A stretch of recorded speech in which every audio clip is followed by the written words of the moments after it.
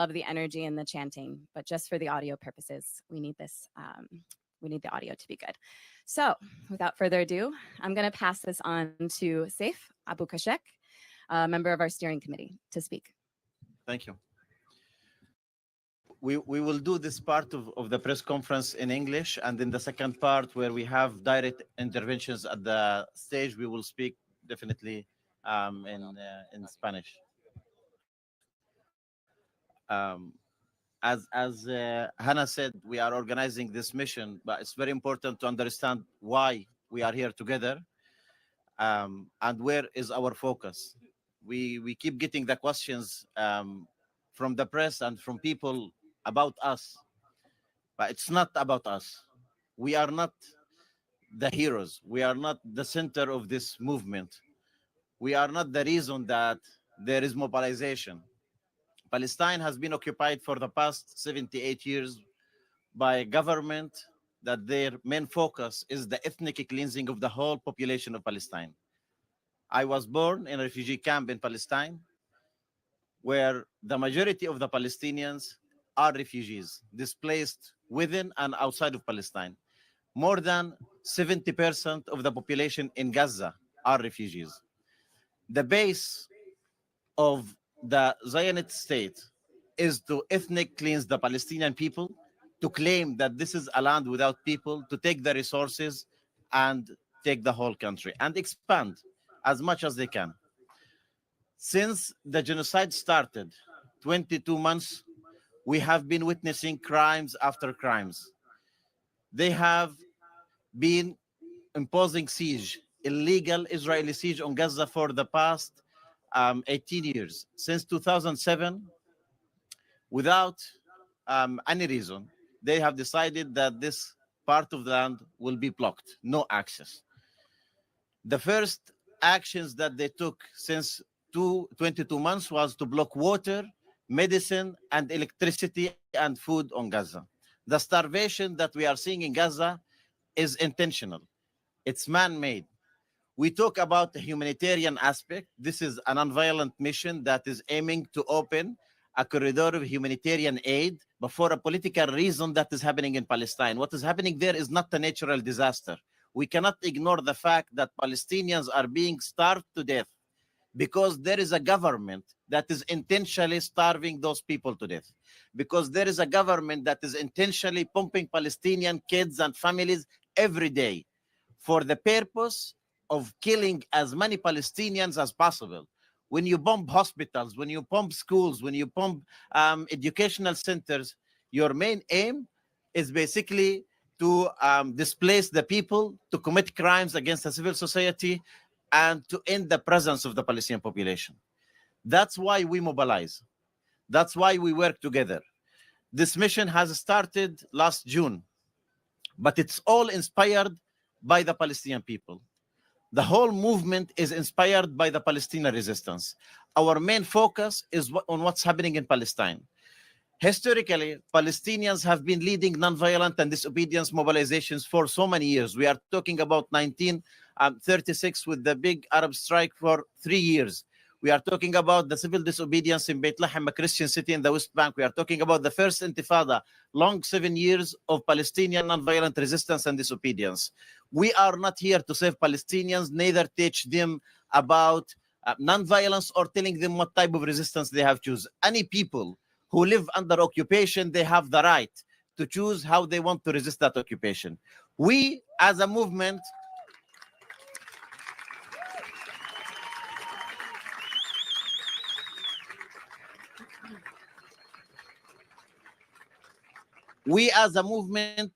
take a strategic decision to choose the way that we mobilize, the way that we work, and the way that we support the resistance and join solidarity.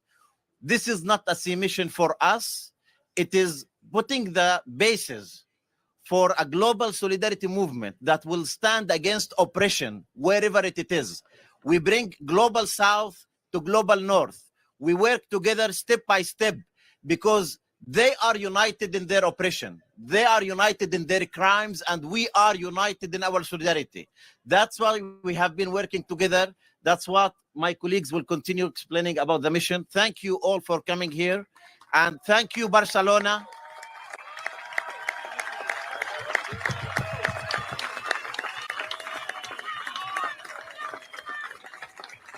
Thank you, Barcelona. When we discussed about the launch of this mission, I said it has to be Barcelona. Barcelona is the reference of Palestine solidarity for so many years, the reference of Palestine support during the genocide, and we have been tagged, our ports have been tagged with complicity because of the ships that transit weapons to Israel. We reclaim our ports. Our ports are free from complicity because the people of Barcelona and Catalonia are free. That's why we live from Barcelona.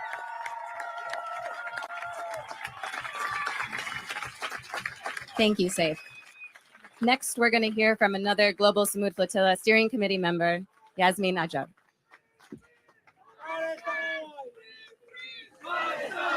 Please, we love the energy, but we do ask you to refrain from chanting because this is a press conference. And yes, thank you. Thank you, everyone, for the energy and for coming. We set sail 2 months ago with the Madeleine, and then we set sail with the Handala. And we were attacked, kidnapped, and brought against our will to the Zionist entity. But we did say that we will be back. And today, we show that we are going back. With more countries joining us from around the world. We are 44 delegations. And we are even more people from around the world joining this mission. We had 30,000 people signing up to be on this mission. Of course, we can't take everyone with us. But you will all be with us sailing to Gaza to break the Israeli illegal siege. And here is another sailing boat.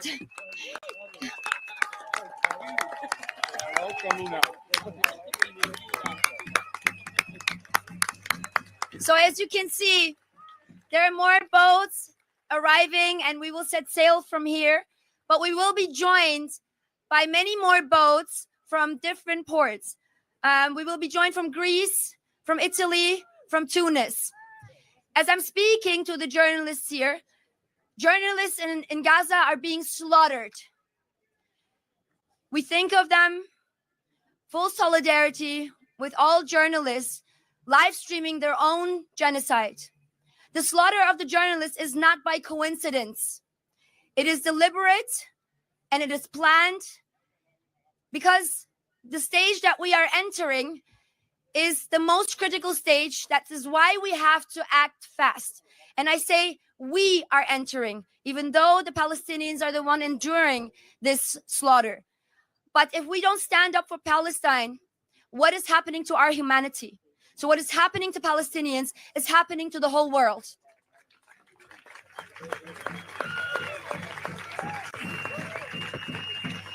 I'm speaking as a German citizen. Germany is the second largest weapons supplier to this genocide. And not only Germany is complicit in this genocide, many more countries are complicit in this genocide.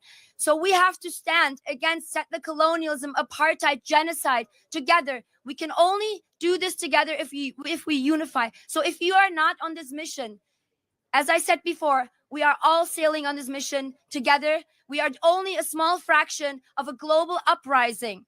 We are mobilizing worldwide. And as we are sailing, everyone will see what I'm talking about when I say mass globalization. Yes, and thank you. Thank you so much. Thank you, Yasmin.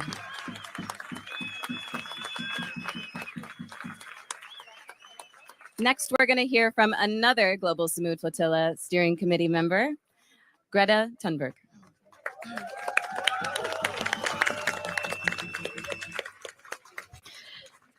Thank you, everyone, for gathering here.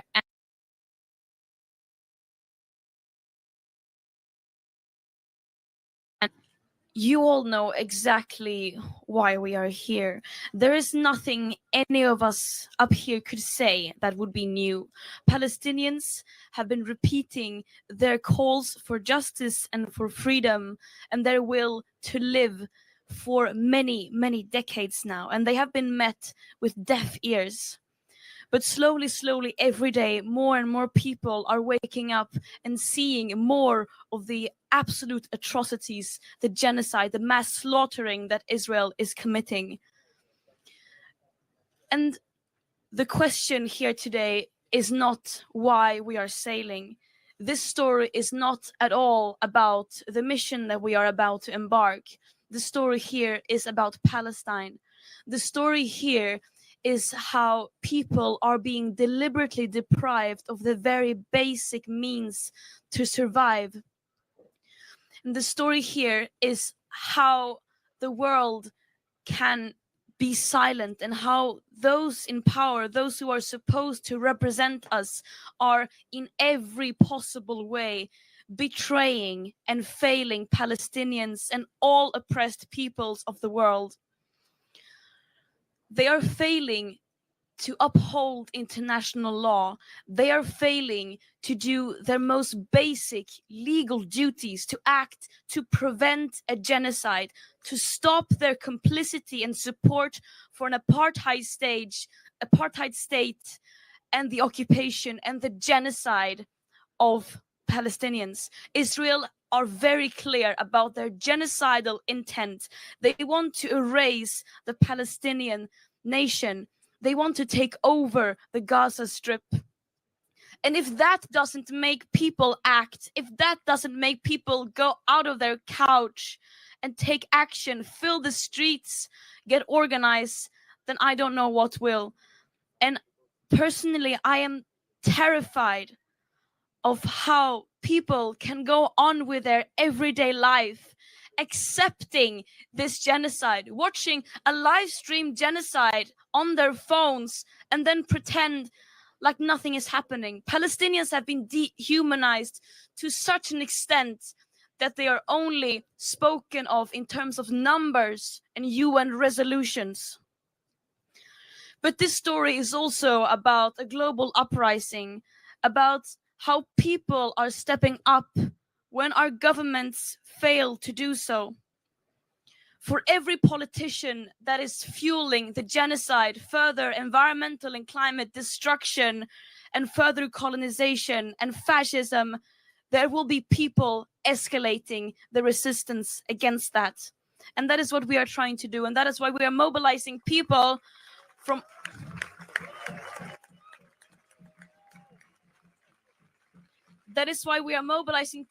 all over the world, coming back even stronger with dozens of boats, because there is simply no alternative.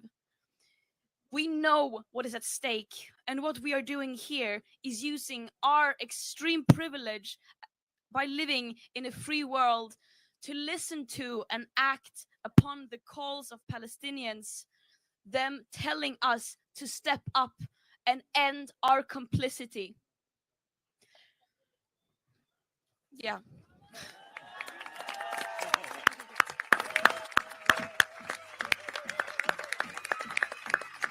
Thank you, Greta. Thank you so much. Now we're going to hear from another Global Samud Flotilla Steering Committee member. He has come from a very far away, long way to be here. This is Mohammed Nadir Al-Nouri, and I'm going to pass the microphone to him.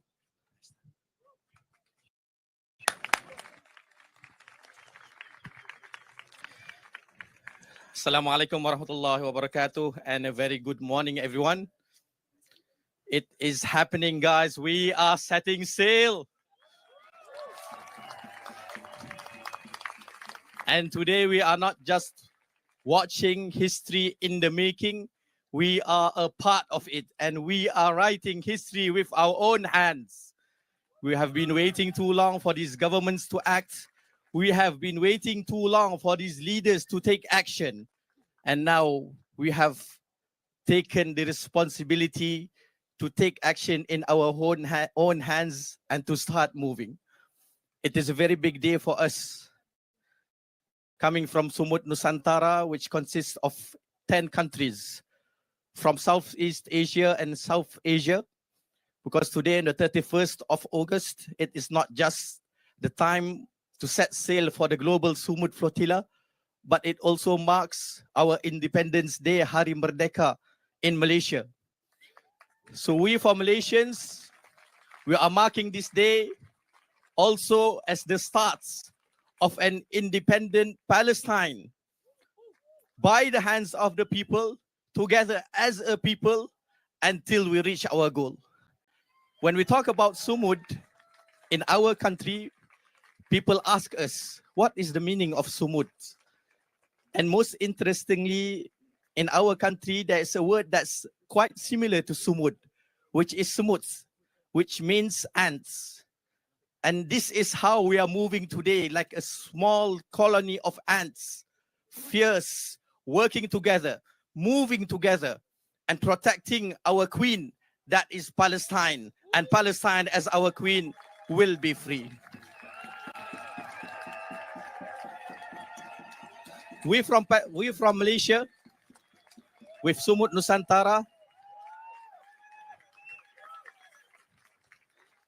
are representing 10 countries: Pakistan, Maldives, Sri Lanka, Bangladesh, Nepal, Bhutan, Thailand, Indonesia, Philippines, Brunei, and several other countries.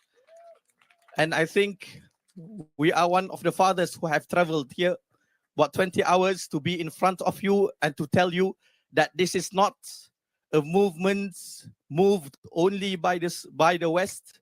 It is not a movement only moved people South. It is not a movement only by the global West, a global North, but it is a global movement where each and every beating heart is on this mission to save the people of Palestine, to stop the genocide, and to stop the famine. And we are proud. We are very, very proud as Malaysians. As today we can tell everyone that the patron of our own Sumut Nusantara, which means Malay Archipelago, is our own very distinguished Prime Minister Yang Amat Berhormat Datuk Seri Anwar Ibrahim, who did not just agree to become the patron of Sumut Nusantara, but he also mentioned a $24 million package for Palestine from the Malaysians. So this is a truly moving event. And Alhamdulillah, everyone is a part of it. Please pay your part. Please play your part. And please pay your part also.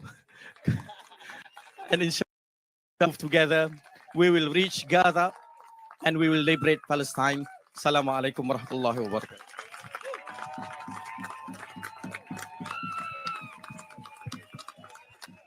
Thank you.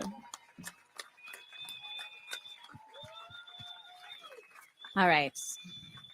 Next, you're going to hear from another Global Sumud Flotilla Steering Committee member, Tiago Avila. Thank you. Thank you, Hannah. Thank you, everyone, for being here. It's such an honor to see this mobilization, to be here in Catalonia. I would like to say that we are very, very happy to see the mobilization that you managed to do here. This mission was supposed to be impossible, if not for an outstanding determination of the people of the world. It's amazing to see that when we decide to do something together, we go beyond that idea that we cannot do anything, that our only mission or our only capacity to do is to work and compete and accumulate material goods. We have the capacity to achieve great accomplishments once we put collective action, collective intelligence to work. So we have many people here that have been preparing this launch event, that have been preparing this press conference, that have been preparing each and every single boat, crew, captains, mechanics, cooks, logistic team, everywhere, not only here, but in all of our ports. It has been the honor of my life to work with these people, and it's been so amazing to see. Because we know that this is not the first mission.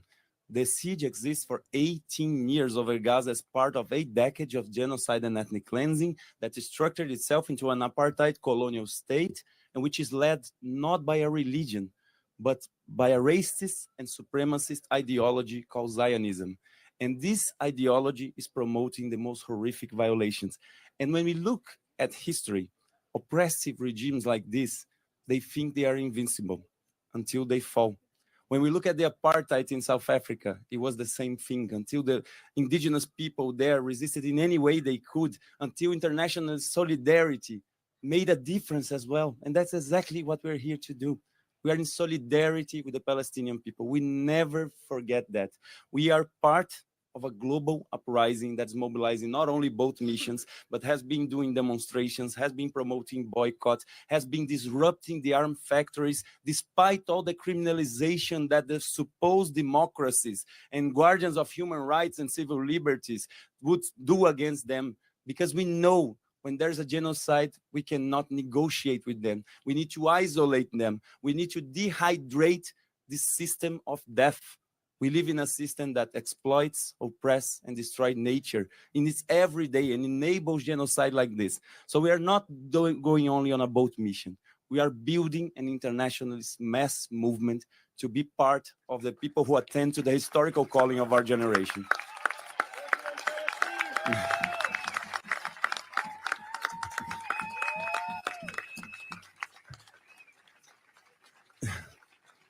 In 18 years of the siege, the very first missions that attempted to break the siege was already in 2008. It was by then the Free Gaza movement. And the first 5 missions they made to Gaza. This is very important that we never forget. The first boat that made to Gaza in 2008 was the first boat to dock after 40 years, since 1967, when the military occupation of whole historical Palestine started. So it's very important that we never forget. Missions already broke the siege once. After that, 37 boats tried to do this journey. Some of them were defeated by bureaucratic warfare because the Zionist entity pressured the nation states, the governments, the Coast Guard, the maritime agents, the insurance companies. They pressure everyone not to allow our mission to sail. And that's why here in Catalonia, we are so glad to see that we are going past that. They are not stopping us through this way. But some of these missions, they were also stopped by attacks. In 2008, they tried to ram one of our boats, and the boat almost sunk. In 2010, they killed 10 of our participants. By then, it was already the Freedom Flotilla coalition. And 4 months ago, they bombed our boat, the Conscience, between Malta and Italy. So they tried to do everything. And also they intercepted and kidnapped so many people. But when we were there in an Israeli prison and people were saying, were you not afraid? How hard it was to be in prison. We were always saying what Greta says, that the story is not about us. When we think we're not afraid, we think that the risk that we go through in a mission like this is just a small fraction of the risk that every Palestinian in Gaza has to endure every single day. When we were in prison, we're saying, well, how was the treatment? Well, of course, it was bad, but it's nothing compared to 10,000 Palestinians that are in Israeli dungeons right now. 400 of them are children. And that's why we need to keep moving. People say, what about your family?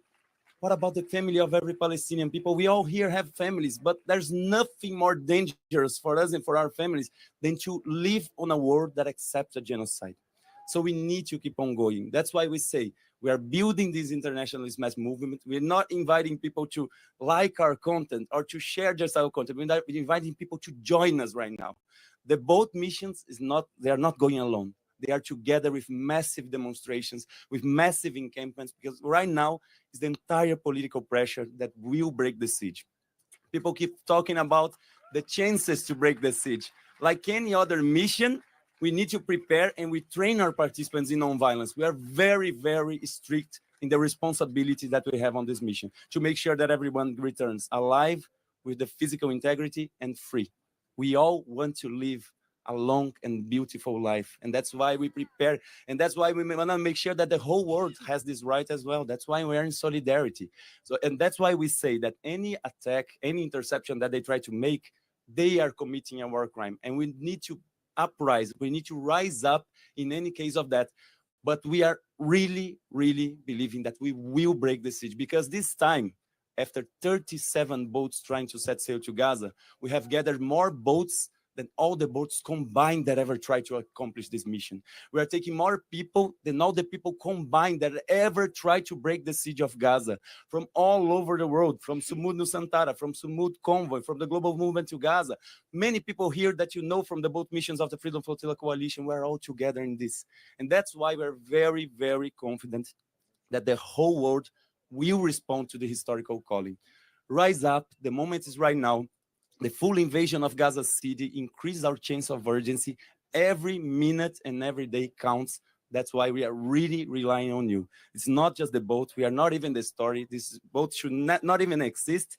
The governments fail, we sail, but we sail together as a global uprising. Thank you so much for coming.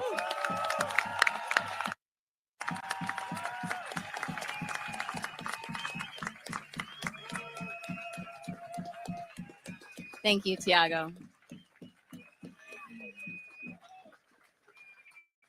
So next we're going to hear from Liam Cunningham, who we appreciate the enthusiasm.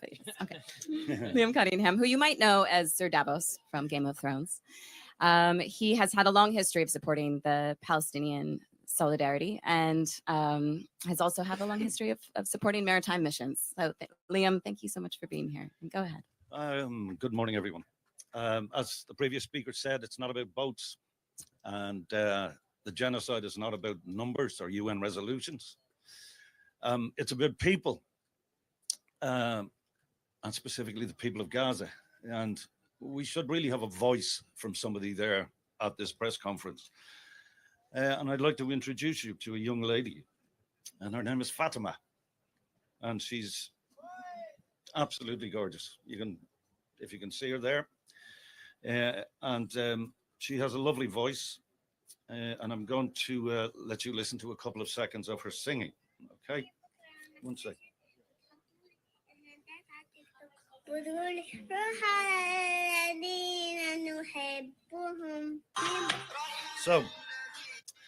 So Fatima is singing that song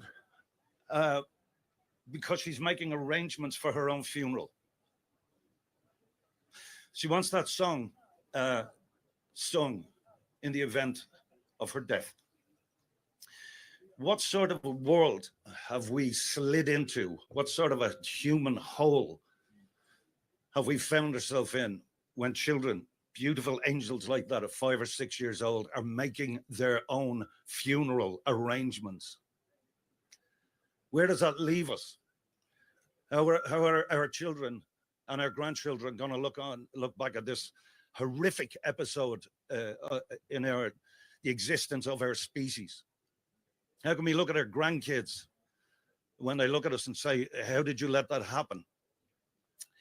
So it is disgusting that a child or anybody is put in that position. And the end of that story, I'll keep it brief. 4 days ago, Fatima was killed. She was killed by the Israelis. Somebody is going to be singing that song over that child's corpse. That's why I'm at this table, and that's why the flotilla is important. And Western governments should have made these boats unnecessary to be making this trip. And the fact that you guys are here and the flotilla is happening is an indication of the world's failure to uphold international law and humanitarian law. And it is a shameful, shameful period in the history of our world. And we should be collectively ashamed, and we need to get up and stop this as soon as we possibly can. Thank you very much.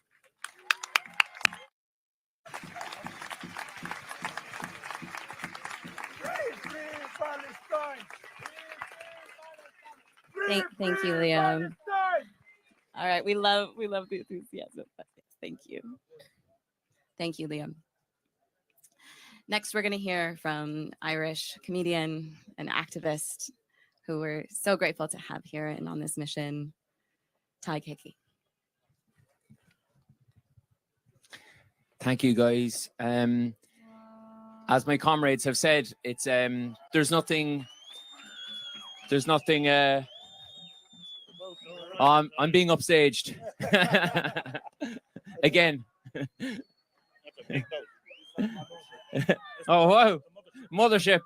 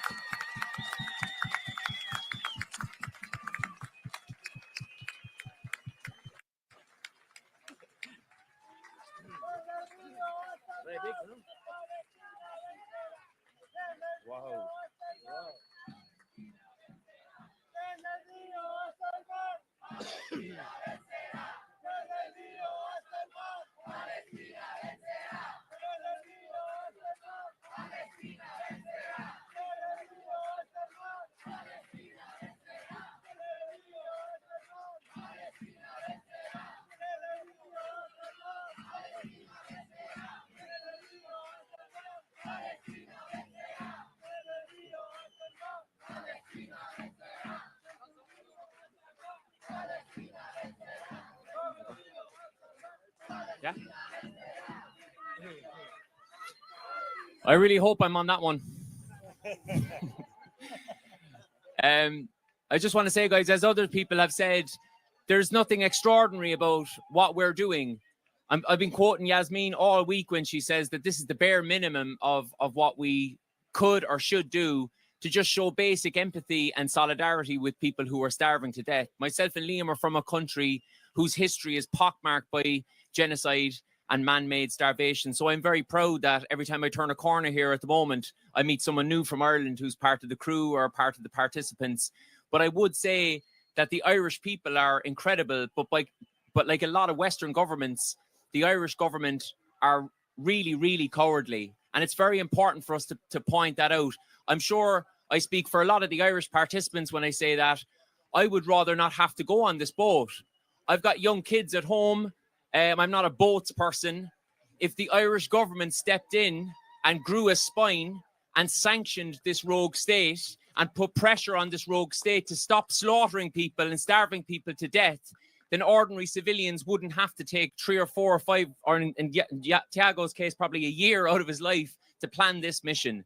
So what's extraordinary is not us doing this mission. What's extraordinary is the level of cowardice and weakness in world governments, in Western governments, to allow a man-made famine and extermination to take place in front of our eyes every day of the week.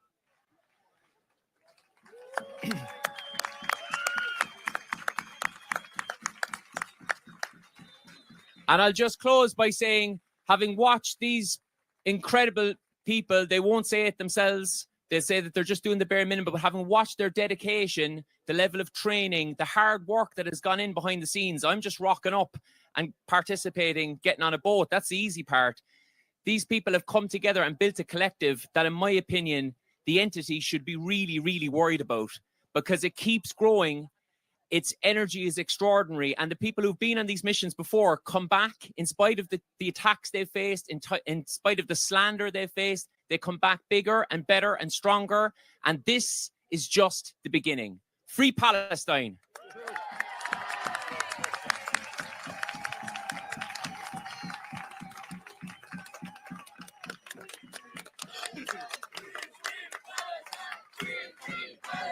Thank you so much, Tag. All right.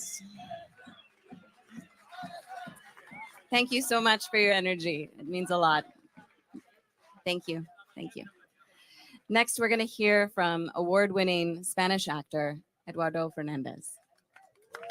Hi. I'm from this city. I'm from Barcelona. I don't have words for speak about Gaza. It's too much. Every day, every second, every minute, it's too much. And Gaza is a mirror. I speak Spanish now. Gaza es un espejo que nos refleja a todos y a todas, lo queramos o no.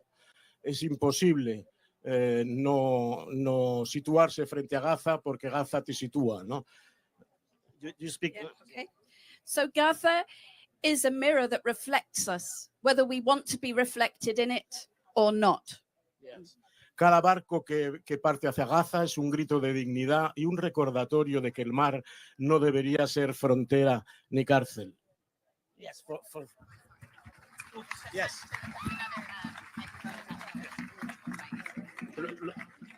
¿Lo hacemos por partes? Each ship that sails toward Gaza is a cry and a reminder that the sea should be neither a border nor a prison. En el Mediterráneo lo hemos visto demasiadas veces, el agua se convierte en tumba cuando los derechos humanos son negados en tierra firme. In the Mediterranean, we have seen again and again how the water becomes a grave when human rights are denied on land. La flotilla que intenta y esperemos que consiga romper el bloqueo no es una amenaza, sino un acto de humanidad frente a la barbarie. The flotilla that is planning to break the blockade is not a threat. It is an act of humanity in the face of huge brutality. Lo que ocurre en Gaza no se puede seguir disfrazando de conflicto. Cuando una población entera es situada, bombardeada, privada de alimentos, medicinas, agua, estamos ante un genocidio en tiempo real.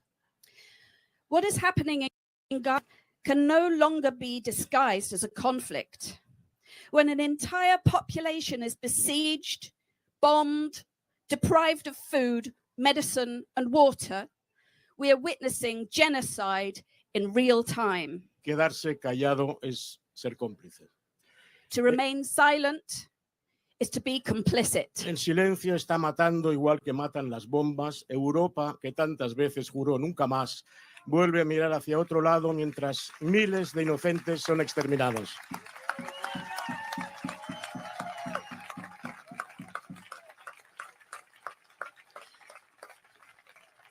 Silence kills just as much as bombs kill. Europe so many times swore never again, once again looks the other way while thousands of innocents are slaughtered. Gaza es un espejo que nos refleja a todos. Gaza is a mirror which reflects us all.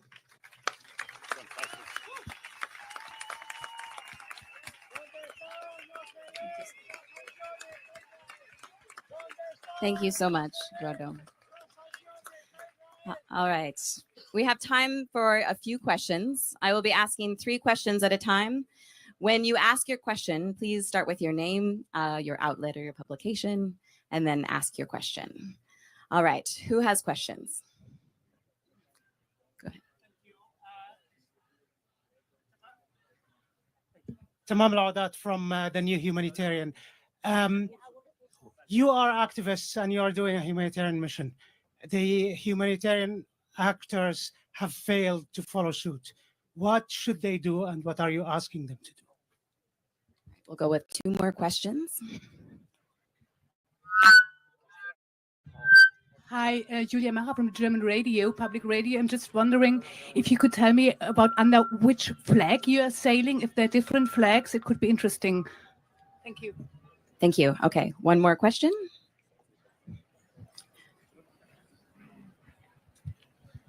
Hi, Christoph von Nepper from Reuters. Do you expect to be stopped near Israel? All right. Who would like to answer that first question about humanitarian?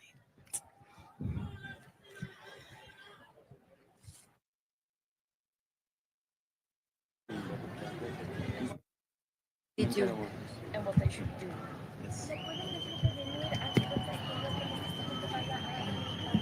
It's okay. Just before answering the question, and one thing that we have not commented on during the intervention, it slipped our mind, because this mission is about life, because it's about bringing every memory to what's happening in Palestine, and because what's going on in Palestine did not start 22 months ago, and because the ethnic cleansing in Palestine have been going on for so many years, our full fleet, the whole campaign, the ships that are leaving from all the ports will be named on Palestinian historical cities, because whatever they do in Palestine, we will keep bringing life through all the methods that we can as Palestinians. So the campaign decided to give these names to all our ships. For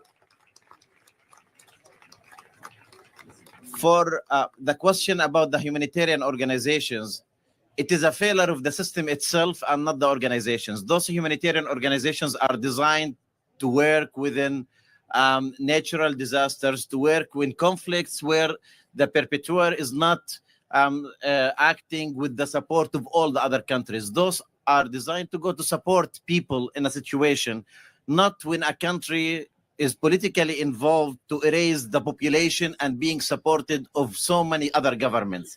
So the question is not related to the humanitarian organizations themselves. When the United Nations created, for example, the UNRWA, which is a refugee agency for the Palestinian refugees, there was one condition within that creation, that it will only serve as a humanitarian organization. And at the same time, when they created ACNUR, which is the agency for the refugees of the world, it provided a character of protection for this organization. So it is a system that comes from above, where it discriminates against people, it creates differences, and it supports the complicity and genocide. What the crimes that are being committed in Palestine against humanitarian organizations such as UNRWA, Food Kitchen, and many others who were killed, bombed, and assassinated trying to intervene. Just keep in mind, this is not a humanitarian conflict. Today, we are dealing with starvation as a result of an ethnic cleansing and genocide campaign that being carried out against the population of Gaza, the confiscation of land and displacement of Palestinians in the refugee camps of the West Bank. It is a country led by people that is committing those crimes and imposing on people all those different sufferings. A humanitarian organization is not failing. The whole system, the whole governments and states are failing the Palestinian people. And that's why it is on civil society to stand and lead the way, as my colleague said before.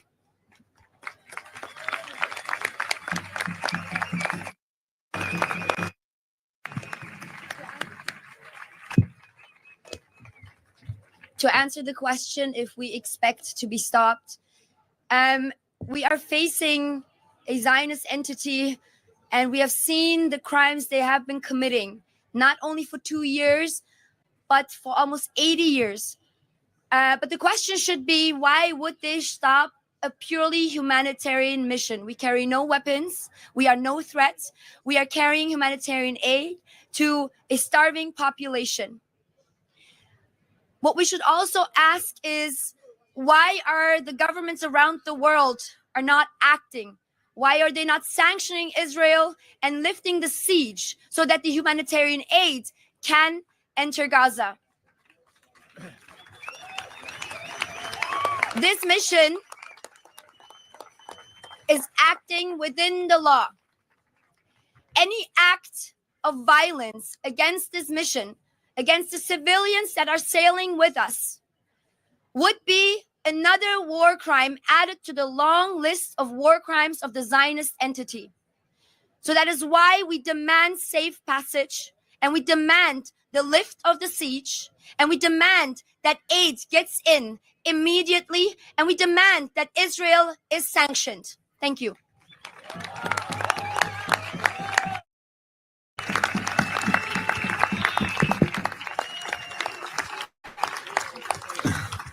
Regarding the question of flag, it's very important that we ask ourselves, why should it matter which flag we sail from?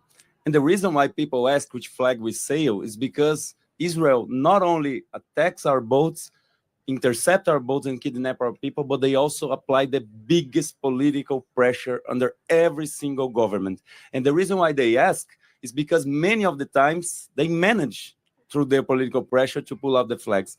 So that's why on the biggest mission ever attempted, we are not going with a single flag. We have many boats, more boats than ever combined that try to pull up this mission. And we have many, many flags, and we have many, many, many nationalities as part of this. This time is the whole world against the genocide. We always say that in a planet of 8 billion people, the vast social majority of the world knows that starving children to death is wrong, that bombing hospitals, schools, shelters is simply wrong, and they are willing to take a step up, a step further into stopping this violation. So this time, we need to understand that every flag represents a state, but we're carrying the hearts and the minds of millions and billions of people, the people that have learned through the Palestinian immense mood resiliency, have learned what is colonization, what is Zionism, what is imperialism, that learn what is their own country and the fake liberties on their own country.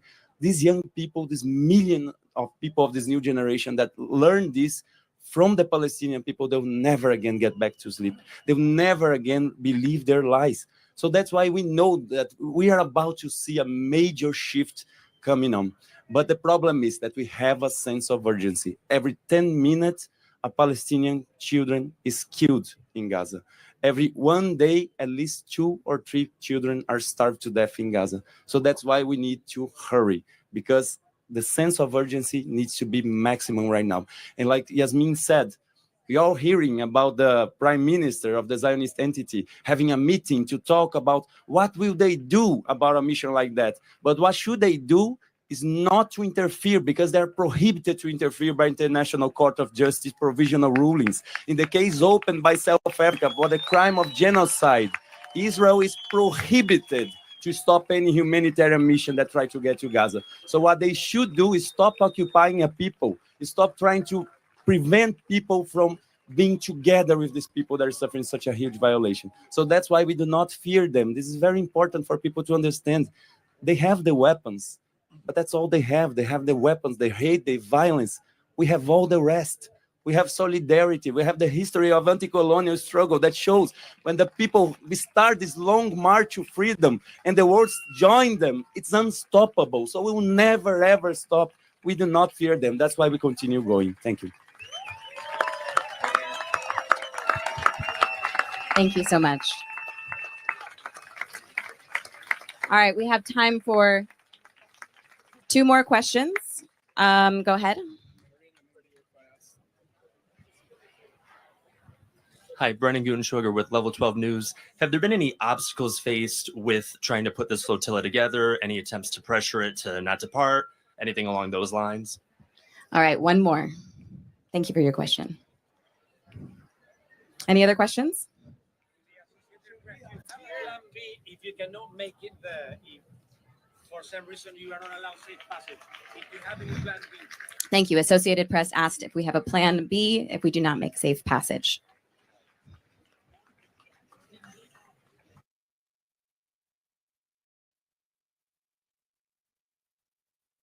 To the second question, our plan B, if Israel once again decides to violate international law and prevent humanitarian aid from getting into Gaza, our plan B is to come back even bigger.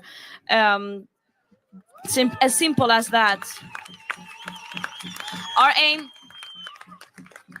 aim is very clear. We aim to set sail with dozens of boats to deliver humanitarian aid, to break Israel's illegal and inhuman siege, open up a humanitarian corridor, and then deliver more aid. But let's be very clear, we do not just need aid to get into Gaza. We need an end to the occupation. We need an end to the apartheid system that Palestinians have been living under for many, many decades. This is not a mission of charity. This is an act of solidarity. What Palestinians are facing is a man-made famine. It is not just the result of Israel preventing aid from coming in. It is also the result of Israel, in a systematic way, hindering Palestinians from producing their own food. Why are Palestinians not allowed to fish? Why can they not grow food? Why are they being deprived of every means to sustain life and society? Why are children not being able to have an education? Those are the questions that we should be asking. So let's keep that in mind, that this is a mission to challenge the extremely violent business as usual and an international system that is failing to uphold international law and preventing states such as Israel from committing the worst possible war crimes. Thank you.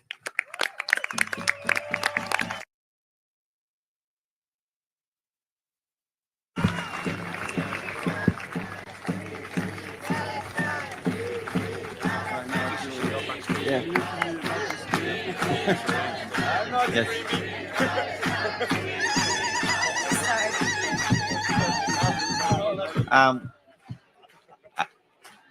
About the first question in terms of challenges and pressure. I mean, I don't even think that we are able yet to realize that we have done all of this in 2 months.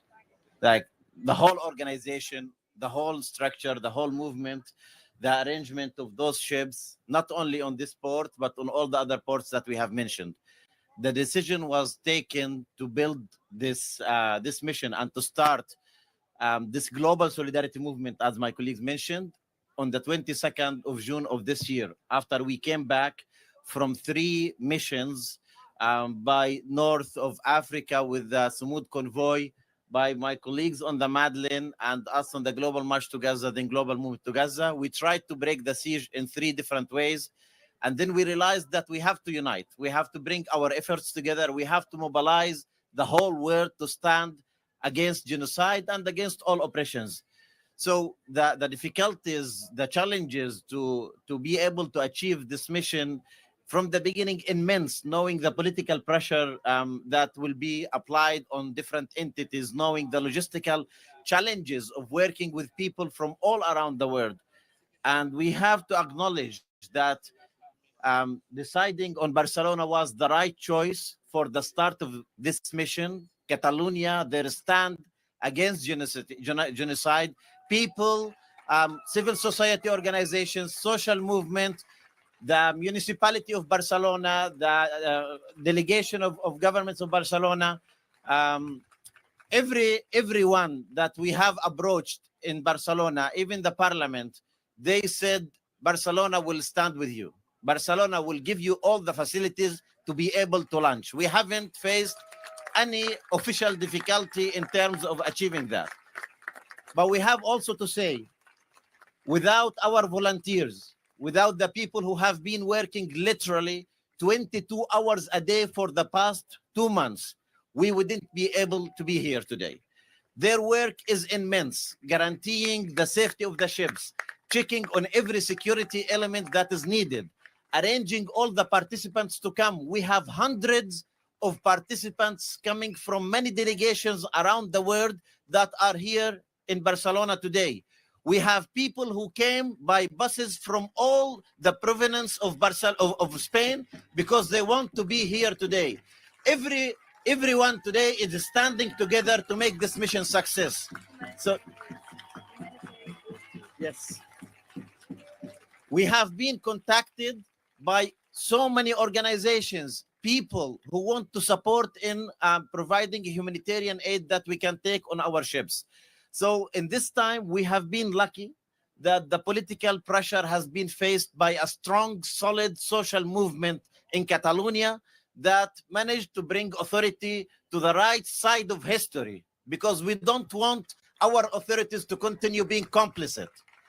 While we are sailing from the port of Barcelona, all the facilities that we have been faced so far are not enough.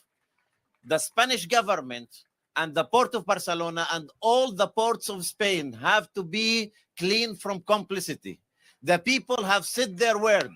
It is time for the Spanish government to stop all type of armed transit of ships that carry weapons and go through our ports to provide the genocidal government of Israel with weapons to kill Palestinians.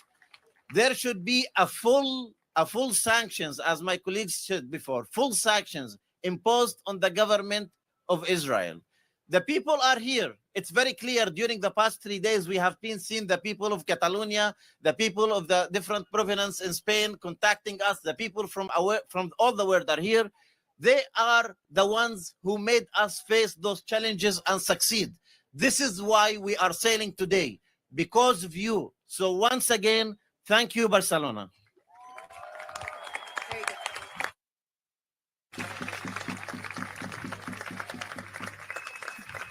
Thank you so much to our entire panel here for sharing and supporting this mission. And thank you all for joining. Now we're going to have a couple remarks from 2 incredible leaders. Ada Colau, who is the former mayor of Barcelona, and Mariana Martagua from Portugal, parliamentarian. Thank you so much for joining. Here is Ada. Thank you very much. I will speak first in Catalan and I will speak, sorry. Miss. It's okay here? No, no, igual. It's brief. Thank you very much. I will speak first in Catalan, then in Spanish. Jo, sobretot, volia donar les gràcies a l'organització de la Flotilla, a tots els voluntaris i voluntàries. És impossible citar a tothom, però tota la gent que ha muntat els actes aquí, tota la gent que ha treballat als vaixells, a tota la gent de Cardedeu que ha estat fent menjars per la Flotilla, a tota la gent que ha estat fent feines invisibles. Ha estat impressionant la mobilització de Barcelona. I això enllaça amb l'altre agraïment principal que vull fer, que és un orgull ser de la ciutat de Barcelona, perquè Barcelona mai falla. La gent de Barcelona s'ha mogut tantes vegades com ha fet falta perquè volíem acollir persones refugiades, per aturar les guerres injustes i per la causa palestina, que és la causa de la humanitat. Així que moltíssimes gràcies a tota la ciutadania barcelonina i als moviments socials que han fet que institucions covardes que no s'atrevien a moure's s'hagin hagut de posicionar gràcies a la mobilització ciutadana com està passant ara mateix. Tenemos el orgullo que Barcelona fue la primera ciudad de toda Europa que rompió relaciones con Israel hace ya 3 años. Eso fue gracias a los movimientos sociales y a la ciudadanía. Demostró que era posible hacerse y, por lo tanto, vamos a exigir que eso se concrete en todas las instituciones, en todos los gobiernos europeos, porque solo hay 2 lados. Está el lado del bien y está el lado del mal. Está el lado del genocidio y los genocidas y está el lado de la gente que queremos la paz y defender la vida y los derechos humanos. Nosotras estamos por la vida, estamos por la esperanza, estamos por los derechos humanos. Gaza resiste y con Gaza resistimos nosotras. Si Gaza no se rinde, nosotras no nos podemos rendir. Por eso esta flotilla va a zarpar llena de esperanza y lo más importante que hoy podemos decir es: Gaza, you are not failed. Thank you.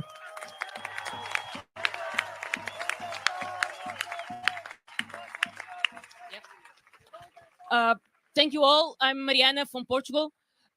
First of all, I want to thank the team here, the ones that organized all this. They did in 2 months what all our governments could not do in the past 2 years. In 2 months, they put together a mission to take humanitarian aid to Gaza. Something that our governments do not want to do. And today we are here, thousands of people. We'll have hundreds of people on those boats, but we know that every one of us will have at our own countries millions of people supporting this mission. Millions of people who refuse to accept genocide, to accept the illegal actions by the Israeli government, to refuse to accept blockage, refuse to accept starvation as a war crime, as a weapon to occupy, to do an apartheid, to occupy a state. And we refuse genocide, not only because of Palestine. It is because of Palestine, but not only because of Palestine. We refuse genocide because we don't want to be governed by warlords. Because when Israelis kill Palestinian people against the law, they are not only murdering children, they are murdering international law. They are murdering human rights law. They are murdering the safety of the people of the world. They are murdering humanity. So Palestinian people, with their resistance, with their sumud, they are saving us. We are being saved by Palestinian people. The world, humanity is being saved by Palestinian people. And when our governments do nothing in face of such a genocide, when our governments do nothing, then we come together and we do it for them. Because when people come together, comrades, we are a superpower. We are more powerful than any government, than any army, than any regime. We are a superpower of solidarity. In Portuguese, we say, navegar é preciso. Let's go sail. Thank you both so much. So we're done with this portion of the morning. At 11:30, there are going to be some speeches from organizers at this stage. That's at 11:30, and that will be in Spanish. So feel free to meander around. I think it's, what time is it right now? 11:16, so in 15 minutes. Yes. Thank you, Hannah. Just a safety instruction to everyone. please, now this is a place where we need to maintain some safety requirements for our boats. I'm sure all of you understand. So we're asked here by our team of security to ask to everyone to please to go to the main stage, to ask for the press when there's dismantling here.